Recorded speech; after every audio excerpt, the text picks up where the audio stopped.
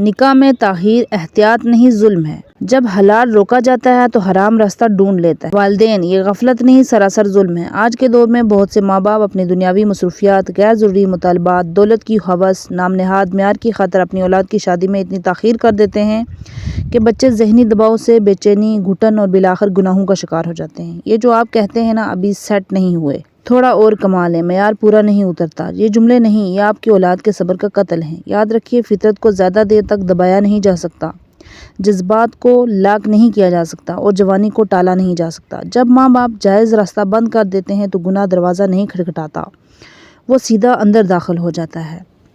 جس عمر میں نکاح ہونا چاہیے اس عمر میں آپ کے بچے تنہائی، بے خوابی، خواہشات، اندر ہی اندر ٹوٹنے کے مرحلے سے گزر رہے ہوتے ہیں اور آپ یہ سمجھتے ہیں کہ سب کچھ کنٹرول میں ہے۔ نہیں، پھر جب اولاد بگڑتی ہے تو کہا جاتا ہے ہم نے تو تربیت دی تھی نہیں، آپ نے تربیت نہیں دی، آپ نے تاخیر دی تھی، اور تاخیر اکثر گناہ کی ماں بن جاتی ہے۔ اسلام نے نکاح کو آسان بنانے کا حکم دیا، مگر ہم نے اسے پیسوں، جہیز، اسٹیٹس، برادری اور جھوٹی شان و شوکت کے بوجھ تلے دفن کر دیا۔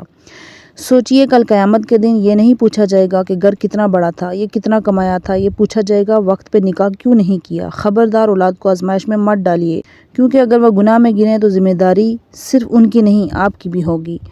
اب بھی وقت ہے، یا تو اپنی انا، خواہشات اور نام نہاد معیار کو دفن کر دیجئے، یا پھر اس دن کے لیے تیار رہیے جب پچھتاوا بھی کسی کام کا نہیں آئے گا۔ نکاح میں تاخیر نہیں، آسانی پیدا کیجئے۔ اولاد کو گناہوں سے محفوظ رکھیے، دنیا کے پیچھے بھاگتے ہوئے اپنی اصل ذمہ داری مت بھولیے۔